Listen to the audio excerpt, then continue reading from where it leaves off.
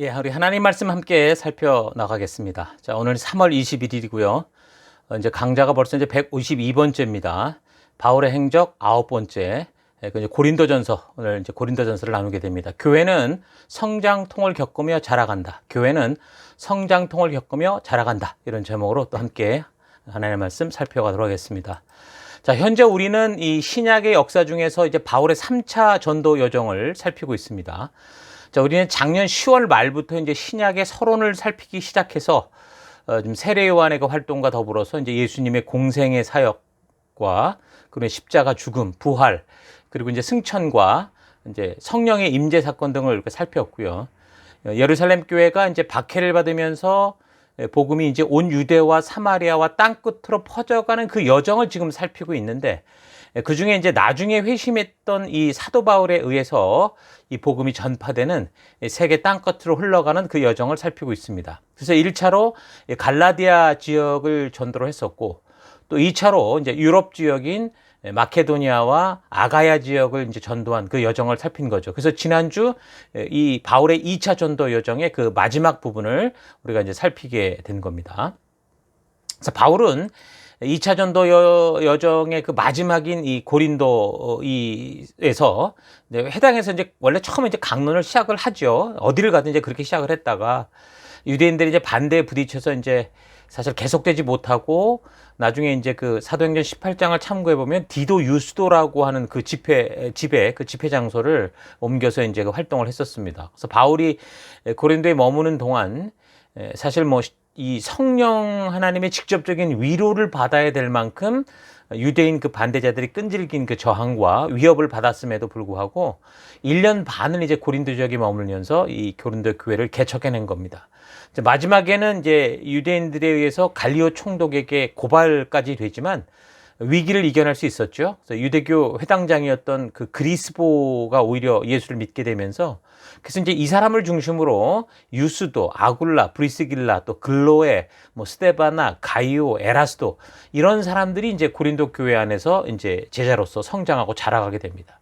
자, 그래서 이제 바울이 고린도 교회를 이제 떠나게 되죠. 그래서 이제 에베소로 갈 때 이제 이 고린도 교회가 어느 정도 자립이 가능할 수 있다라고 생각을 했던 것 같고, 사실 그만큼 성장한 상태다라고 볼 수 있습니다.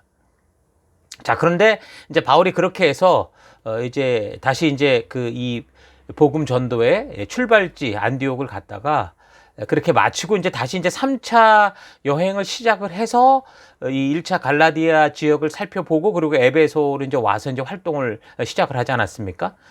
그런데 이제 그때 이제 또 이 고린도에서 들려오는 소식들이 이제 계속해서 이제 매우 근심스러운 그런 내용들을 그런 듣게 됩니다. 그래서 고린도 교회의 소식을 들으면 들을수록 이제 교회가 성장하면서 생기는 어떤 작은 말썽의 그런 어떤 교회 안에 뭐 사람이 모이면 당연히 문제가 있을 수 있는데, 그런 차원을 넘어서 자칫 교회의 정체성과 우리를 부르신 그 부르심의 본질을 잊고 그냥 하나의 종교로 빠질 수도 있는, 그러니까 좀 심각한 상태로 가고 있는 것을 알게 됩니다. 자, 그래서 이 고린도 교회의 문제를 수습을 하게 되는데, 이게 좀 여정을 보면 쉽지가 않습니다. 그래서 그 문제들을 수습하기 위해서 바울이 이제 편지를 썼는데, 계속 살펴가면서 알겠지만 역사적 정황으로 볼 때 이 고린도로 가는 편지가 지금 우리가 보고 있는 고린도 전서, 고린도 후서 이렇게 딱 두 편만 있는 게 아니라 적어도 4편 정도의 편지를 쓴 것으로 보이고요. 또한 바울이 직접 방문했을 가능성도 한 3번 정도는 방문했을 수 있겠다라고 볼 수 있을 정도입니다. 처음에는 이제 디모데를 통해서 편지를 가져가서 이제 문제들을 그 수습하려고 했었는데 이제 그게 잘 안 됐죠. 그래서 이제 그 다음에는 디도 편에 이제 편지를 보내기도 할 정도로 이제 고린도 교회의 문제가 이렇게 쉽게 해결되지 않는 아주 그런 문제들이었던 것을 우리가 알 수 있습니다.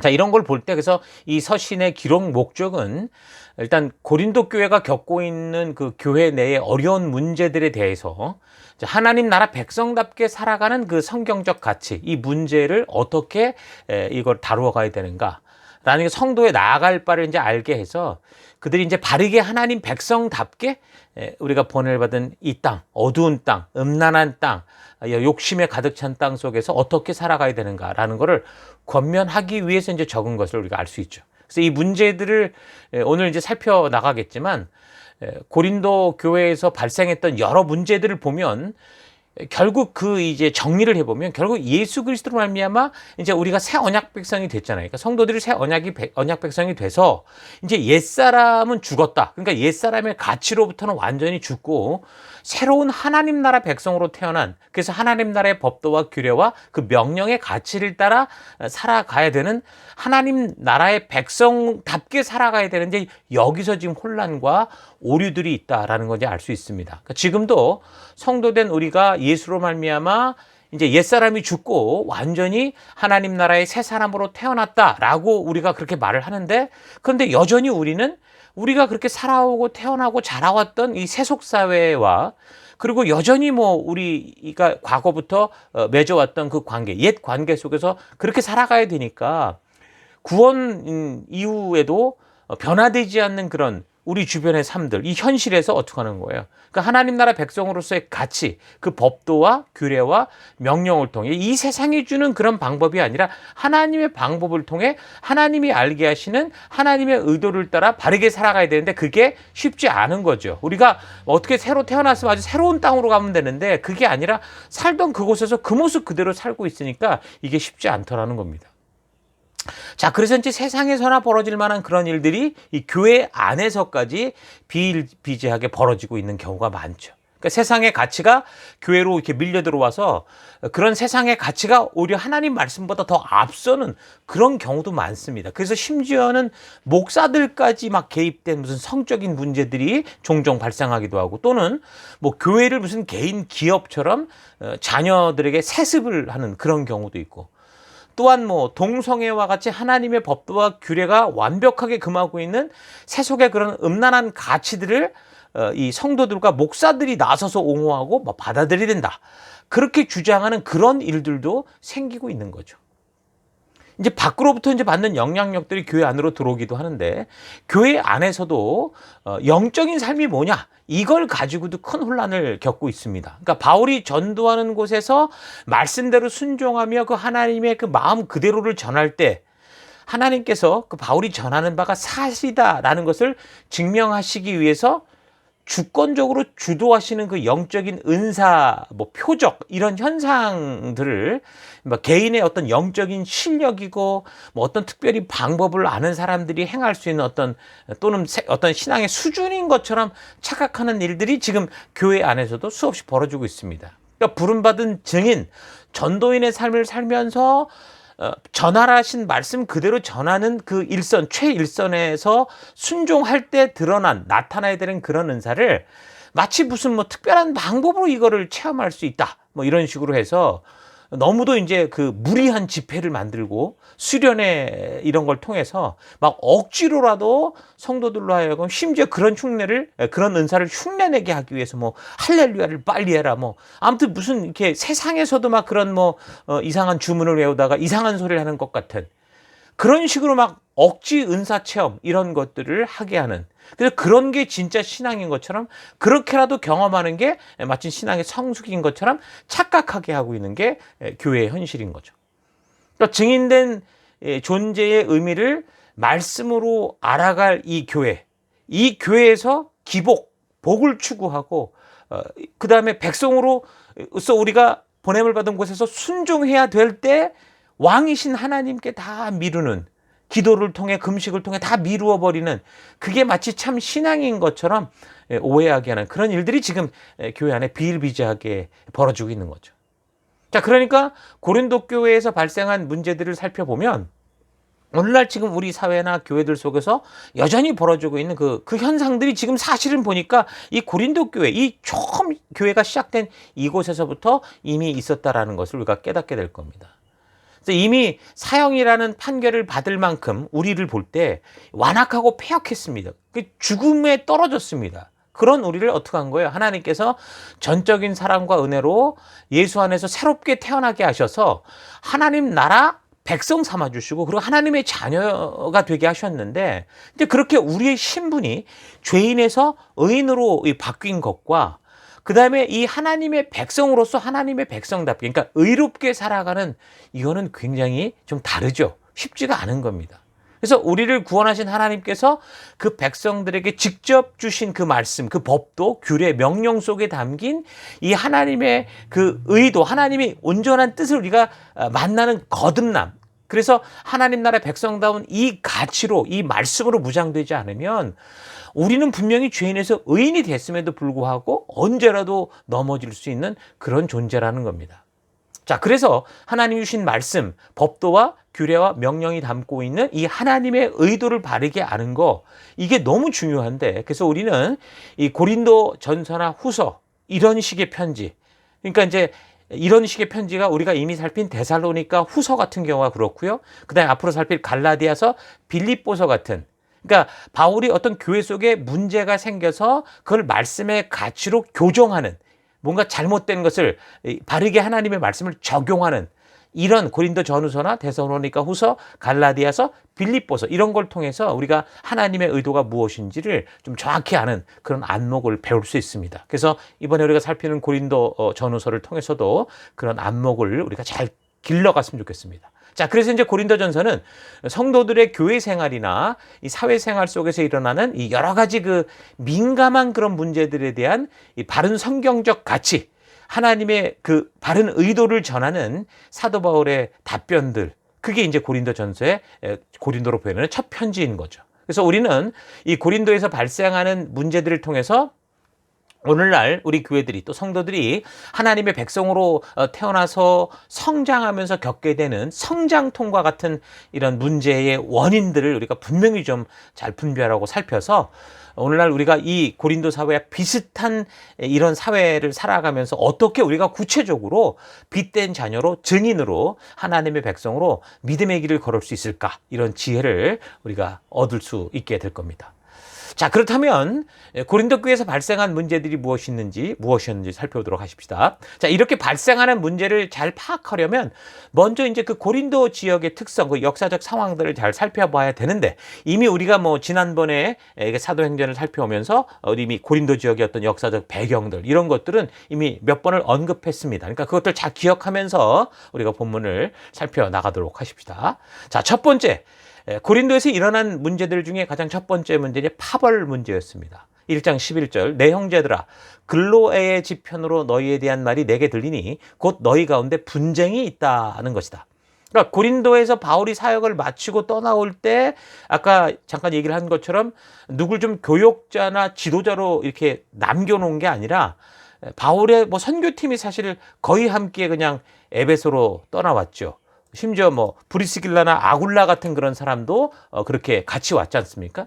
그래서 고린도에 있을 때 항상 그 어려운 문제들이 있었지만 나름대로 이제 선교에 좋은 결과들을 보았었기 때문에 고린도 교회 자체적으로 움직일 수 있다고 이제 생각을 했던 것 같습니다.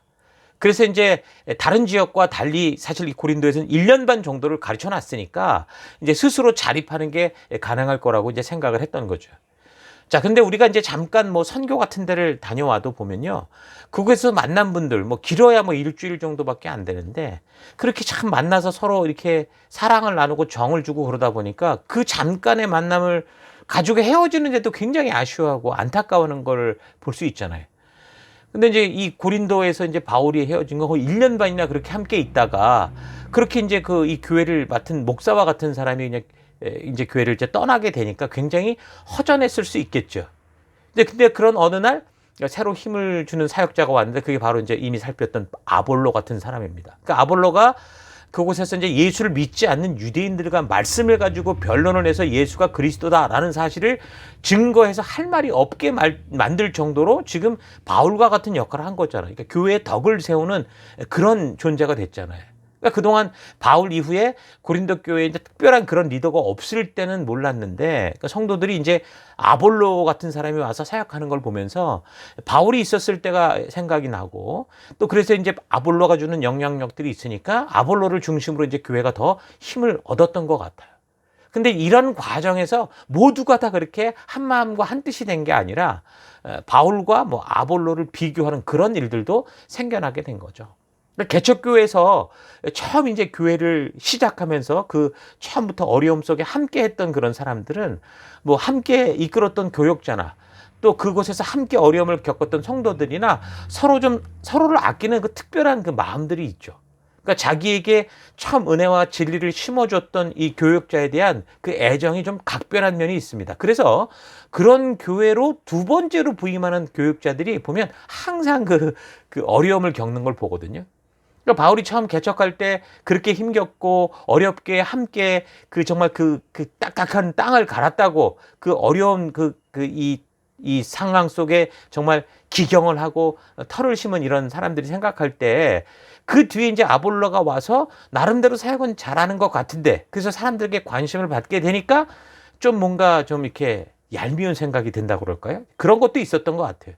그러니까 그런 분위기가 되니까 자연스럽게 이제 아볼로와 바울을 비교하게 되고 그러다가 뭐 아볼로가 더 좋다, 뭐 바울이 더 좋다 이제 이런 식의 어떤 분쟁들이 생기기 시작한 거죠.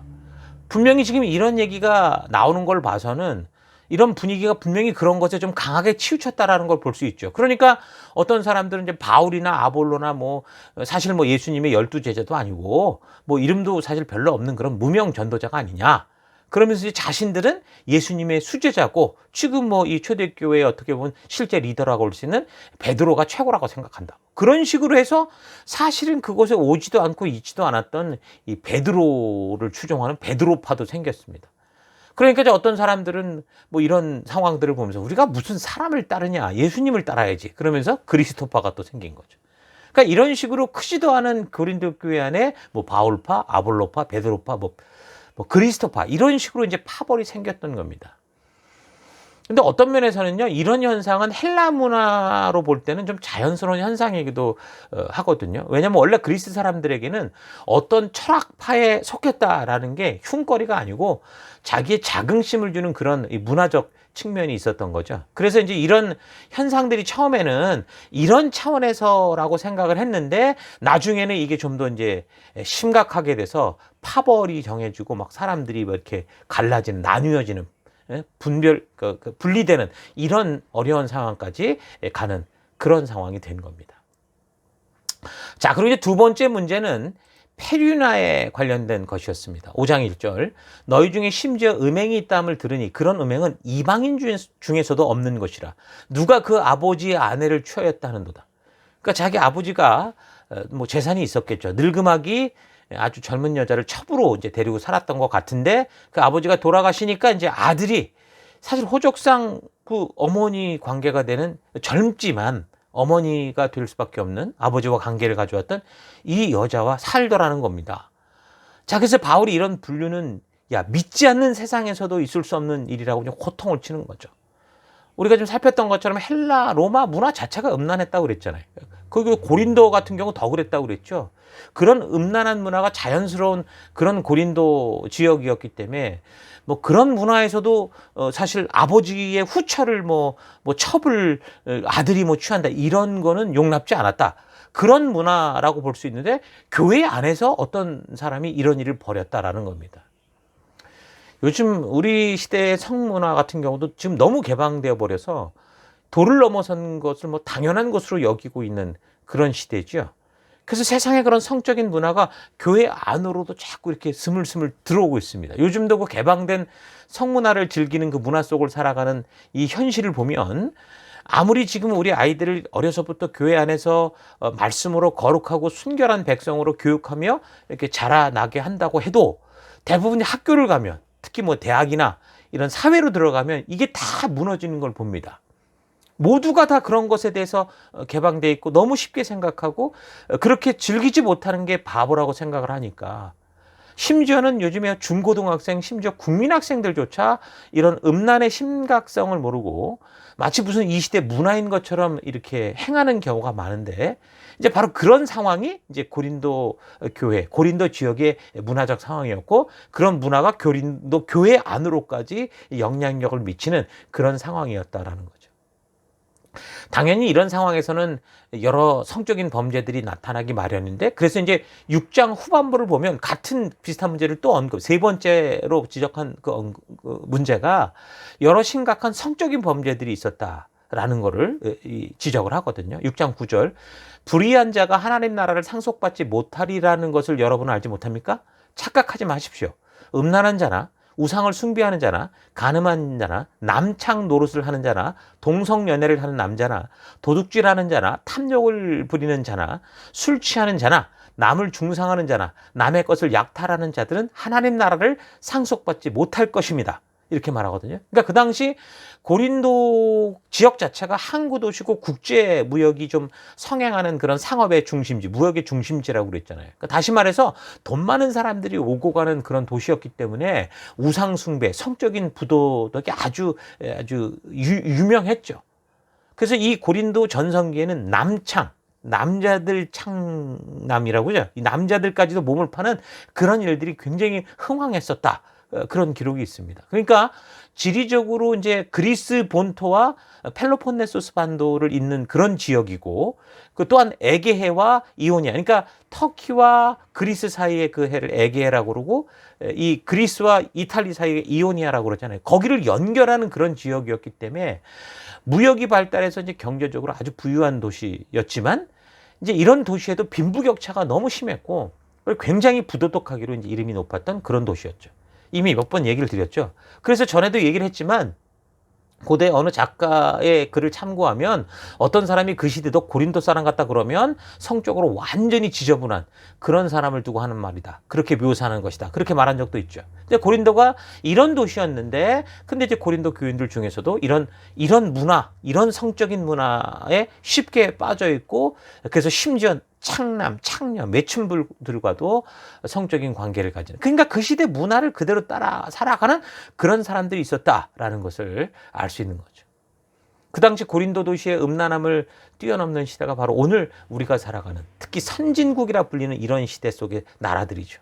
남자나 여자, 젊은 청년이나 청소년이나 어른이나 정치가나 목회자나 할 것 없이 성적인 일에 조금만 방심하면 쉽게 음란함에 빠지고 물들 수밖에 없는 그런 시대가 오늘 우리 시대입니다. 그러니까 6장 9절부터 10절을 참고해 볼 때 분명히 지금 이런 죄를 범하는 자들은 하나님 나라를 유업으로 받지 못한다라고 분명하게 반복적으로 이야기를 하고 있는데, 그러나 지금 우리가 살피는 이 시대나 또 우리가 살아가는 이 시대나 이게 지금 계속 꺼지지 않고 이렇게 불타오르고 있는 거죠. 한번 믿고 나면 뭐 어떻게 살든지 뭐 천국이 보장된 것처럼 우리가 지금 알고 있는데, 이런 것에 대해서 우리가 좀 경각심을 좀 가질 필요가 있습니다. 구원을 얻고 하나님 나라를 유업으로 받는 것은 분명히 하나님의 전적인 은혜로 말미암아 우리가 받는 선물입니다.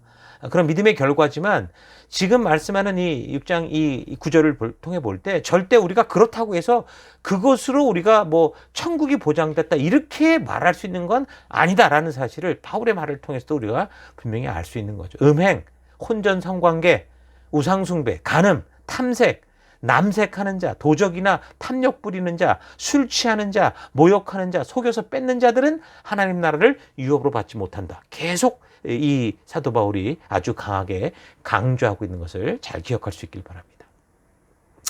자, 그리고 이제 네 번째 문제는 성도들 간에 이제 싸움이 생겼는데 그걸 세상 법정에서 해결을 하려고 하는 거였습니다. 6장 1절. 너희 중에 누가 다른 이와 더불어 다툼이 있는데 구태여 불의한 자들 앞에서 고발하고 성도 앞에서 하지 아니하느냐.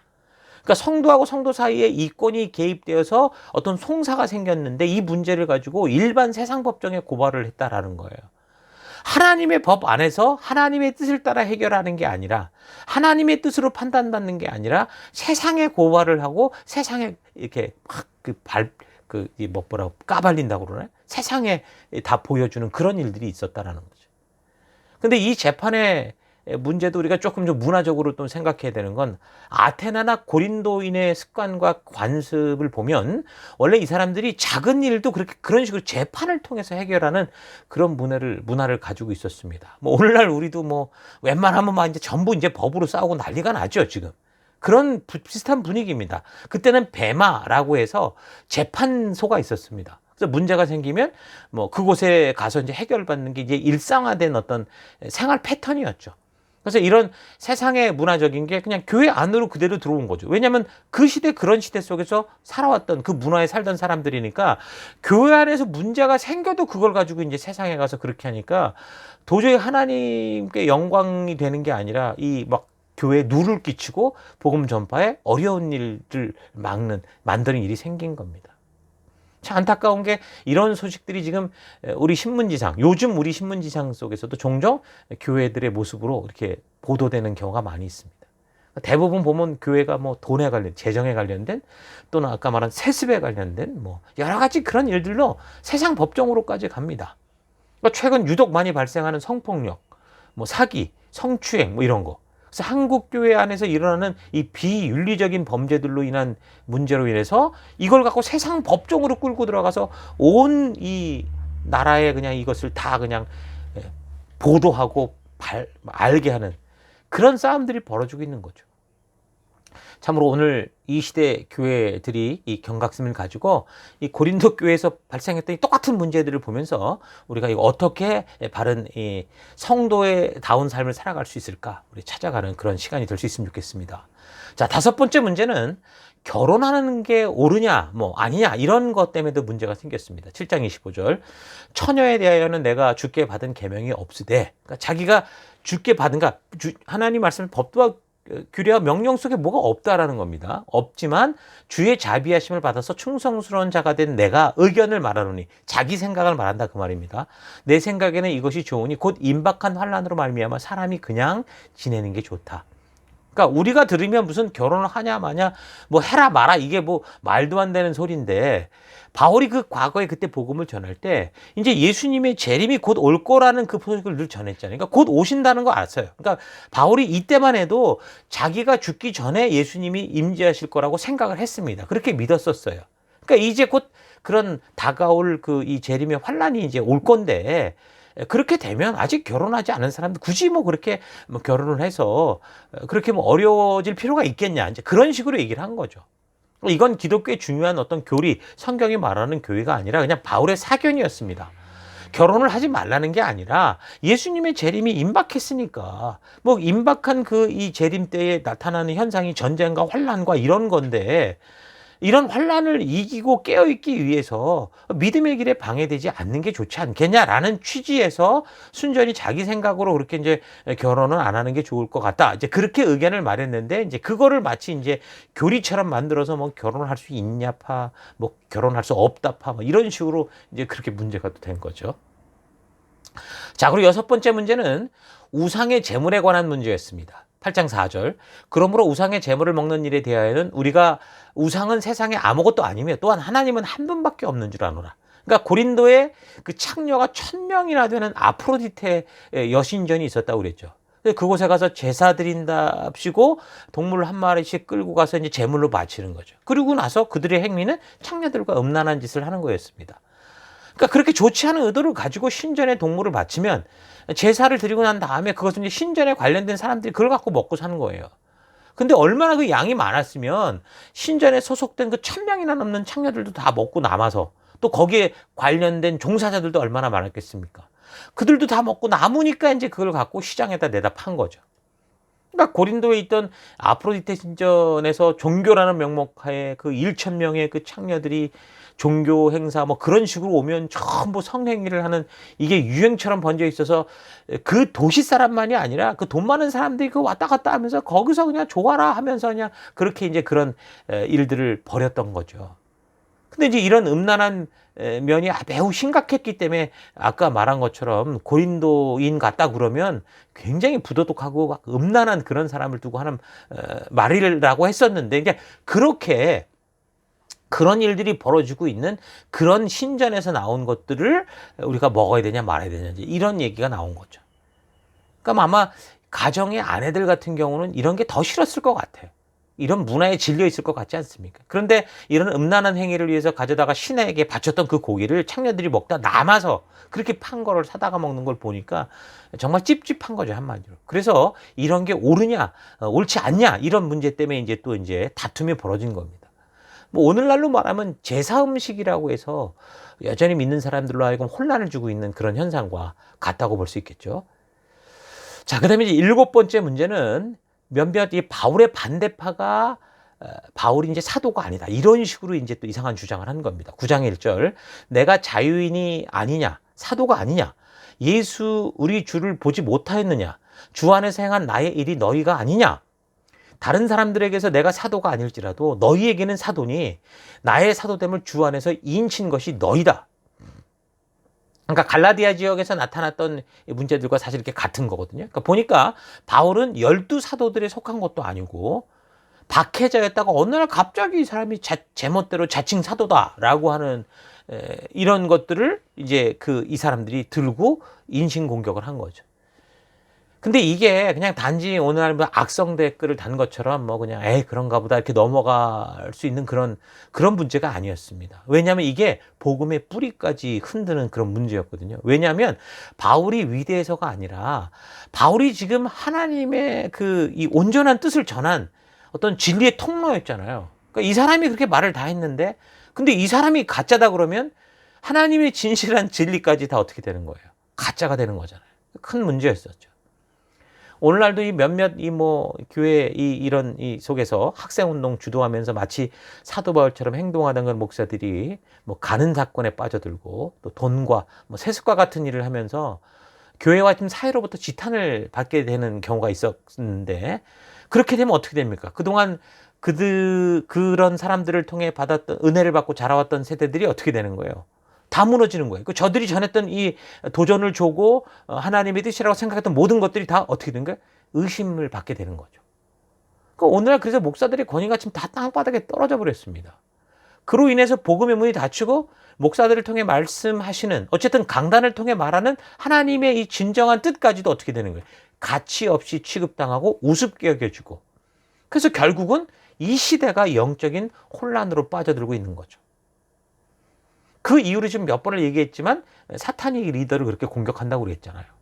진리를 없앨 수는 없으니까 진리를 선포하는 연약한 사람들을 공격하는 거죠. 그래서 그때도 하나님의 진심을 알리는 진정한 증인이요 전도자라고 할 수 있는 이 바울을 거짓말쟁이로 만들어서 진리의 복음을 완전히 그러니까 이거는 정말 어떻게 보면 무서운 사탄의 전략이라고 할 수 있는 겁니다. 이런 일들이 이제 거기서 이제 벌어진 거죠. 자, 그리고 8번째는 예배 시간에 이 여자들이 머리에 무슨 수건을 써냐 아니냐 이런 문제로 인해서 또 문제가 생겼거든요. 11장 4절 남자가 머리에 무엇을 쓰고 기도하거나 예언하면 그는 자기 머리를 부끄럽게 하는 것입니다. 그러나 여자가 머리에 무엇을 쓰지 않은 채로 기도하거나 예언하면 그는 자기 머리를 부끄럽게 하는 것입니다. 그러니까 그 당시 유대교 전통에서 볼 때요. 남녀가 한 방에서 예배를 드리는 이런 일들은 있을 수가 없었습니다. 그리고 여자들은 토라를 배우는 것도 허락되지도 않았어요. 그러니까 지금도 전통 유대 이 회당을 가보면 나뉘어져 있습니다. 남자들이 들어갈 수 있는 공간과 여자들이 들어가는 공간이 다 나뉘어져 있어요. 자, 근데 그렇게 이제 유대 율법의 아주 열혈 추종자였던 바울이 그런 사람이었는데 회심했잖아요. 변화되고 난 다음에 이 사람이 이제 하나님이 이 말씀하신 율법을 통해서 그 하나님의 진정한 의도를 알게 된 거죠. 거듭나게 된 거죠. 그래서 이제 그가 선교를 하면서 가는 지역마다 제일 먼저 회당을 들어가서 이제 복음을 전하다가 당연히 쪼개져 나오잖아요. 그럼 이제 교회를 세우게 되는데 그렇게 교회를 세우게 되면 이 바울이 그렇게 세워진 교회에서는 회당처럼 남자 따로 여자 따로 이런 식으로 예배를 드리게 한 게 아니라 함께 오늘 우리가 예배 드리는 것처럼 이렇게 예배를 드릴 수 있도록 그 여자들도 실제로 이제 공적으로 기도도 할 수 있고 더 나아가 거기 보면 예언이라고 했는데 설교도 할 수 있도록 그렇게 한 겁니다. 이런 얘기가 사실 우리 이 한국 교회사 제가 어렸을 때만 해도 좀 기독교 보수교파 같은 데서는 여자들과 남자들이 공간을 따로 해서 목사님이 한 곳에 있고 이렇게 꺾어진 이런 그런 모습도 있었고 아주 완전히 달랐습니다. 근데 이제 그랬던 바울이 이제 이 교회 안에 그런 이제 하나님의 의도를 아니까 그런 걸 다 깨뜨린 거죠. 그리고 온전하게 함께 예배자가 될 수 있도록. 그래서 공예배에서 여자들도 대표 기도도 하고 예언도. 예언이라는 게 주로 이제 성령의 영감을 호소하면서 구약을 해석을 하면서 이제 성도들을 권면하는, 그러니까 말하자면 설교, 요즘으로 말하면 설교를 말하는 거거든요.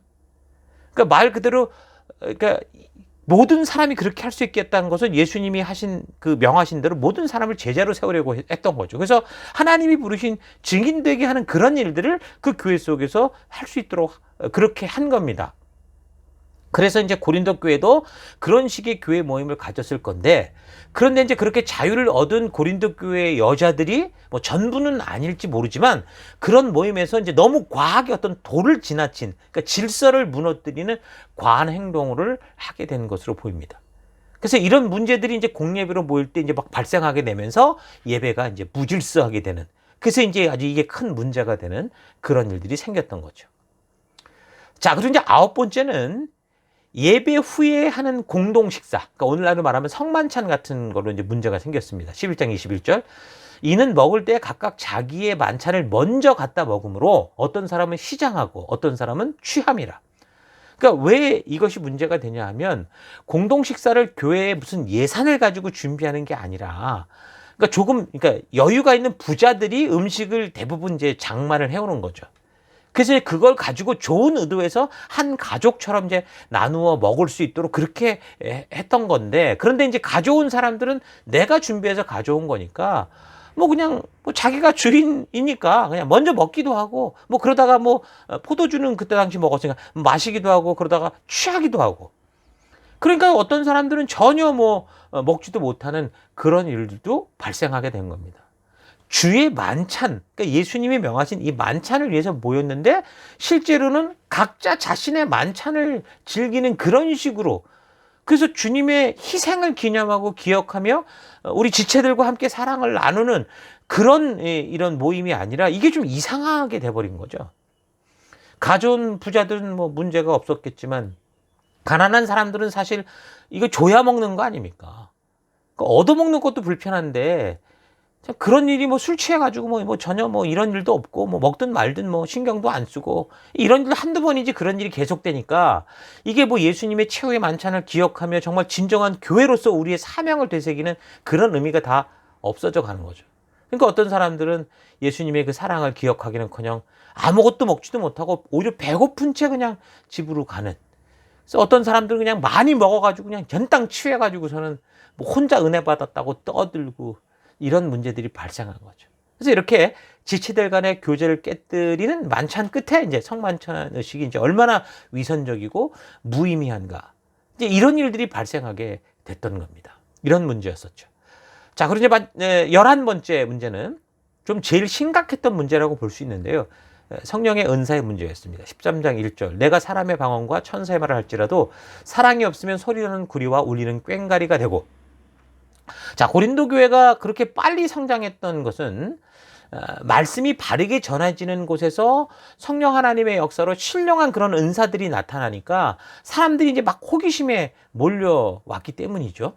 근데 과거나 오늘날이나 뭐 역사적으로 사람들의 이런 심리는 변함이 없어요. 그래서 수많은 미신과 가짜들이 지금 판을 치고 있는 거거든요. 그러니까 이런 성령의 역사들이 믿음의 시작은 될 수 있었지만 이 성경의 기초가 부실했기 때문에 그러니까 자신의 자랑거리가 된 겁니다.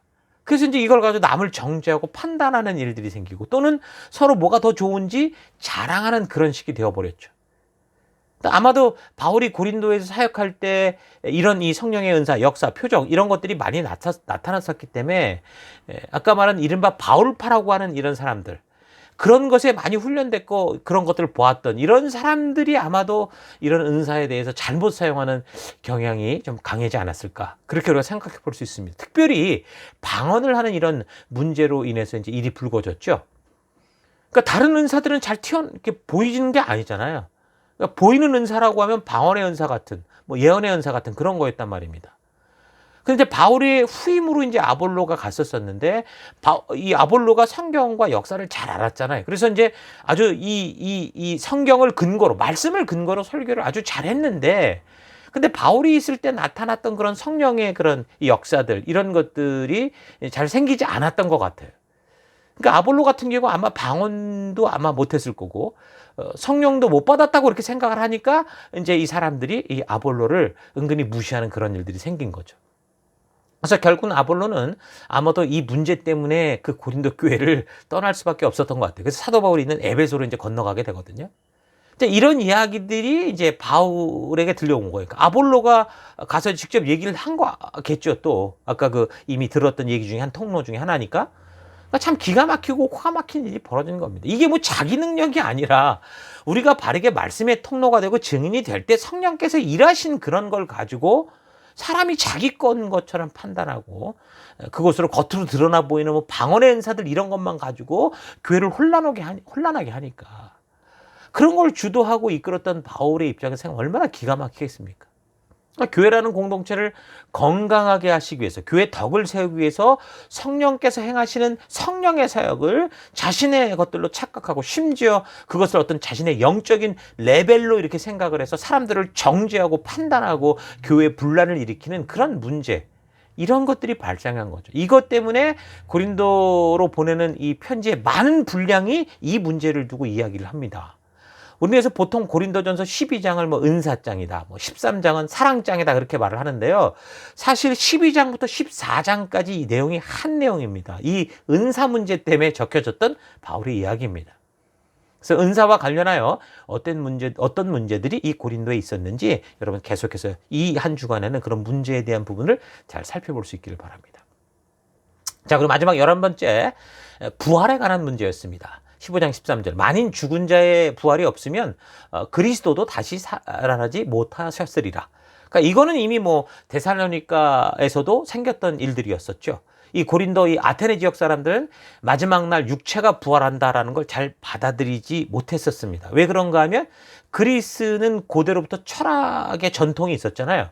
그래서 고대 그리스 철학자, 서양 철학의 아버지 그러면 탈레스라는 사람이 있는데 이 사람으로부터 시작해서 바울이 전도하던 당시까지 따지면 거의 750년간의 철학의 역사가 있었던 그런 지역이었거든요.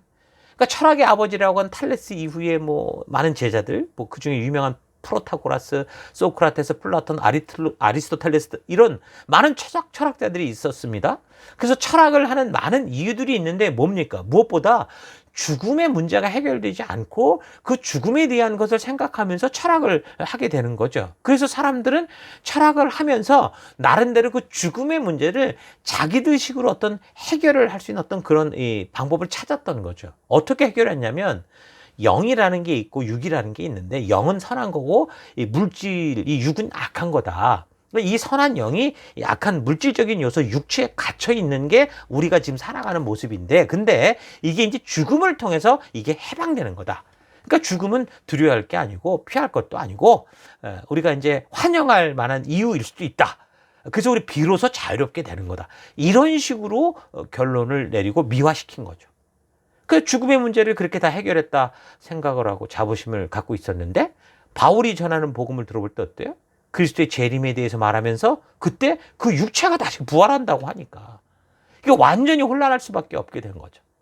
그래서 도무지 이제 육체의 부활을 용납을 하지 못하는 이제 이런 것 때문에 계속 이제 뭐 보이지 않는 문제로 이제 왈가왈부하는 그런 문제들이 벌어졌던 겁니다. 자, 이런 여러 가지 문제들이 이제 고린도 교회에서 발생됐던 문제들이거든요. 그러니까 고린도 교회 안에 이제 10가지가 넘는 문제들이 터지는 거죠. 그러니까 작은 교회 안에서 뭐 어떤 문제 하나만 있어도 사실 교회가 휘청거리고 어려울 수 있는데 10가지도 넘는 이런저런 문제가 막 뒤엉켜가지고 이 고린도 교회가 아주 혼란스러운 상황이 되는 겁니다.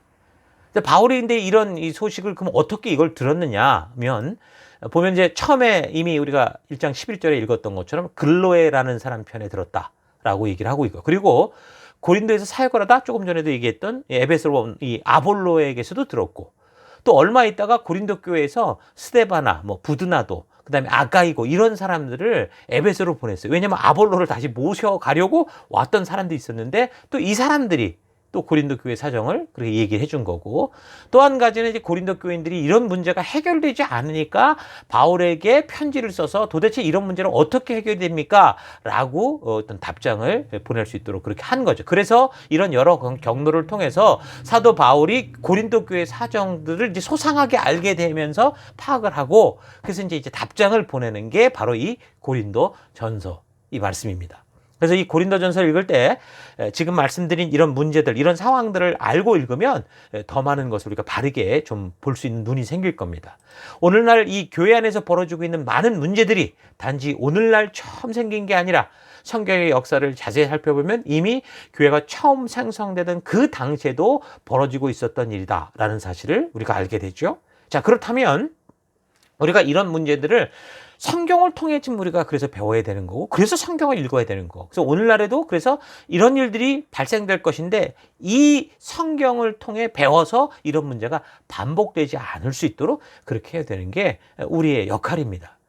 그러기 위해서 우리는 거듭난 백성, 본 어게인한 그런 성도들이 되었다라는 하나님 나라 백성이라는 그 의미를 여러분 바르게 알아야 됩니다. 뭐가 도대체 옛사람이 죽은 거고 새 사람으로 태어났다는데, 새 사람이 뭐냐, 하나님 나라 백성됨이 뭐냐, 성도가 뭐냐라는 걸 바르게 이 정체성을 알아야 되는 겁니다. 이미 서두에서 말한 것처럼 고린도 교회에서 발생했던 여러 문제들은 뭐라고 그랬어요? 그렇게 새 사람이 됐는데 새 사람의 가치대로 하나님 나라의 법도와 규례 명령의 가치를 따라 살아가야 되는 이 하나님 백성들이 모르는 거예요. 그 하나님의 법도를. 그러니까 옛사람의 가치 그대로 그냥 내가 살아왔던 삶 속에서 그냥 그대로 살아가게 되면서 발생하는 거 혼돈과 오류들이었다. 그렇게 얘기를 했었죠. 그러니까 결국 핵심은 뭡니까? 말씀인 거예요. 그래서 우리는 무엇보다 하나님께서 그와 언약을 맺은 그 백성들에게 주신 하나님 나라의 법도와 규례와 명령이 무엇인지 바르게 알고, 그런 율법을 주신 그 하나님의 의도를 우리가 바르게 알아서 예수 그리스도의 피로 새롭게 태어난 새 사람, 하나님 나라 백성으로서 살아가는, 이 시대를 살아가는 하나님 나라의 증인으로서 이런 말씀의 바른 가치로 무장되어야 되는 거. 이게 본 어게인한 사람들의, 거듭난 사람들의 삶이다라는 거 우리가 잊지 않았으면 좋겠습니다. 자, 그래서 이 성경과 역사를 좀 바르고 온전하게 날마다 묵상해서 하나님의 진실한 뜻을 아는 이 거듭난 백성이 돼서요, 우리를 부르신 그 증인된 삶, 우리의 삶의 현장 속에서 어느 곳에서나 그런 전도인의 삶을 살아갈 수 있는 여러분과 제가 될 수 있기를 축원합니다. 자, 다음 주에 우리가 계속해서, 오늘 우리가 문제를 살폈는데 이 문제에 대해서 이제 바울이 어떻게 답장을 하고 있는가, 그 내용들을 살펴보도록 하겠습니다. 예, 오늘 우리가 살폈던 이 말씀들을 잠시 생각하시면서 묵상하겠습니다. 묵상하십시오.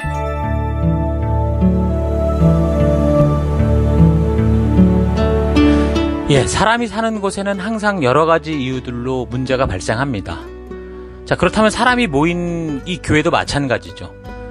제대로 된 사람이 모인 곳에 교회가 아니라 이 제대로 되어 가야 되는 사람이 모인 곳이 이 교회잖아요. 왜냐하면 우리가 이 모습 이대로 우리가 먼저 은혜로 구원받은 자들이기 때문에. 그러니까 교회가 사실 문제가 굉장히 많은 곳이 수 있습니다. 그래서 이제 그 문제를 우리가 두려워하지 말고, 그 문제를 통해서 이제 발생하는 문제들을 통해서 이 하나님의 말씀의 기준을 가지고 영적인 안목을 배우고, 또 성도와의 관계가 더 돈독해질 수 있도록 바른 이 성도로서의 말씀의 태도, 마음의 태도, 삶의 자세를 배워가야 되는 거죠. 자, 그러기 위해서 우리는 이 성경과 역사를 통해서 이 하나님의 진정한 의도, 하나님이 우리에게 말씀하신 이 이유, 우리를 창조하신 이유, 우리에게 이런 법도와 규례와 명령을 주신 그 의도, 그 이유를 알아야 됩니다. 그래서 말씀을 통해 하나님의 진실한 마음을 만나는 그 진정한 거듭남이 우리에게 꼭 필요한 거죠. 그래서 이번 주간 초대교회였던 이 고린도에서 벌어졌던 문제들을 우리가 잘 분별하면서, 여러분들 우리가 오늘 교회 안에서 다시는 이런 실수를 반복하지 않도록 그렇게 해나가야겠다, 그런 결단을 가지고 우리가 함께 나아갔으면 좋겠습니다. 하나님께서 우리의 이 모습 이대로 우리를 받아주셨다라는 거 잊지 마시고, 그런 겸손하고 우리 낮은 마음으로 오늘 말씀을 생각하시면서 잠시 기도하기 원하는 것은, 하나님, 내 마음과 욕심대로 하고 싶은 마음을 버리지 못해서 교회 안에서, 공동체 안에서 여러 가지 핑계와 변명을 만들며 분열을 주었던 삶을 용서하여 주옵소서. 회개합니다. 말씀이 인도하는 길이 아니라 내 생각과 느낌, 이 시대의 유행을 따라 살면서도 내 스스로 떳떳하고 자유롭다고 했던 이기심을 용서해 주옵소서. 내 생각, 내 욕심이 아니라 주의 뜻을 따라 살아가기 원합니다. 성도란 하나님의 말씀이 삶의 유일한 기준이 되어 살아가는 존재다라는 거 잊지 않고, 하나님 그 말씀을 부지런히 알아가는 내가 되기 원합니다. 다 같이 잠시 기도하도록 하겠습니다. 기도하십시다.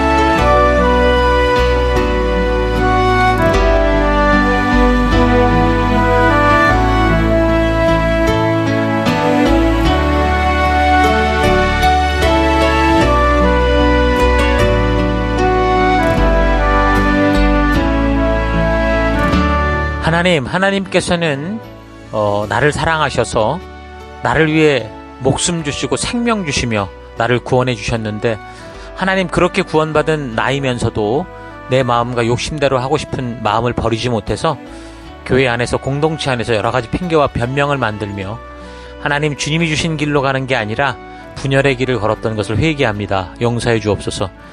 말씀이 인도하는 길이 아니라 내 생각과 느낌, 이 시대 유행을 따라 살면서도 내 스스로 떳떳하고 나는 자유롭다고 했던 그런 이기적인 마음, 이기적인 말들 하나님 용서해 주옵소서. 내 생각, 내 욕심이 아니라 주의 뜻을 따라 살아가는 내가 되기 원합니다. 성령께서 하나 되게 하신 이 교회를 힘써 지켜가는 내가 되기 원합니다. 성도란 하나님의 말씀이 삶의 유일한 기준이 된 그런 삶을 살아가는 하나님 나라 백성이다 라는 사실을 잊지 않고, 새롭게 태어난 본 어게인 된 하나님의 사람답게 하나님의 법도와 규례와 명령이 담긴 이 성경과 역사를 부지런히 살펴나가며 그 뜻을 따라, 그 말씀을 따라 살아가는 내가 되기 원합니다. 그 길로 인도하시고 이끄시다 하나님 감사드리고 예수님 이름으로 기도했습니다. 아멘.